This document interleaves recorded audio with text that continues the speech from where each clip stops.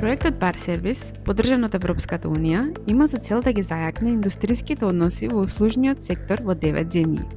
Проектот ги анализираше условите за работа, како ниските плати, нестабилните работни места и сегрегацијата според пол и статус на мигранти, како и преглед на колективните договори во сектори како што се трговијата, финансиите, секторот за грижа и издаваштво.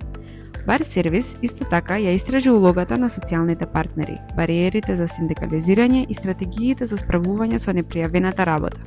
Преку диалог, податоци и практични алатки, проектот поддржува подобро колективно договарање, информирано креирање политики и нуди увид во клучните предизвици и можности. Во Северна Македонија, проектот Бар Сервис ја истражи состојбата со индустриските односи во 4 клучни сектори на услужната економија: грижата, трговијата, финансискиот сектор и издаваштвото. Истражувањето ги истакна фрагментираните рамки за колективно договарање, ограниченото присуство на синдикати и празнините во опфатот, особено индустриите обликувани од дигитализацијата, глобализацијата и променливите движења на работната сила. Бар Сервис ги посочува специфичните предизвици и можности за паметно преговарање во услужната економија во развој во Северна Македонија. Секторот за грижа се одликува со фрагментација и родова сегрегација, при што мнозинството вработени се жени, особено во приватните и неформалните установи, без колективна застапеност и без стандардизирана заштита. Ниските плати, лошите услови за работа и отсуството на секторски договори ги прават работниците во овој сектор особено рандливи.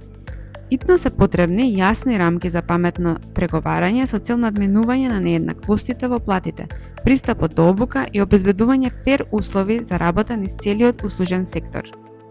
Трговскиот сектор се соочува со големи предизвици, бидејќи растот на трговијата и неформалните работни ангажмани го надминуваат постоечкиот систем за колективно договарање. Поголемиот дел од работниците, особено во малопродажбата и логистиката, остануваат надвор од формалните договори, што доведува до неусогласености во платите, бенефициите и безбедноста на работното место. Проширувањето на опфатот на колективните преговори е клучно за обезбедување фер услови во сектор што брзо се развива. Финансискиот сектор поминува низ брза дигитална трансформација, но колективното договарање останува фрагментирано, со поголемиот дел од договорите кои се склучуваат на ниво на компанија.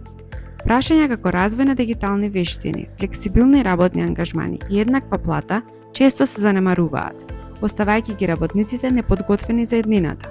Потребен е пристап на ниво на целиот сектор за да се обезбедат фер и еднакви услови за сите вработени во финансискиот сектор. Издавачкиот сектор исто така се соочува со предизвиците од дигитализацијата, растот на фриленс работата и слабата синдикална застапеност. Многу работници, особено фриленсери и хонорарни вработени, се исклучени од колективните договори, што создава неповрзана и неравномерна заштита. Секторот има потреба од нов модел на преговарање кој ќе ги опфати дигиталните вештини, фер платата и еднаквите можности за сите вработени. Проектот Бар Сервис истакнува јасна насока за напредок.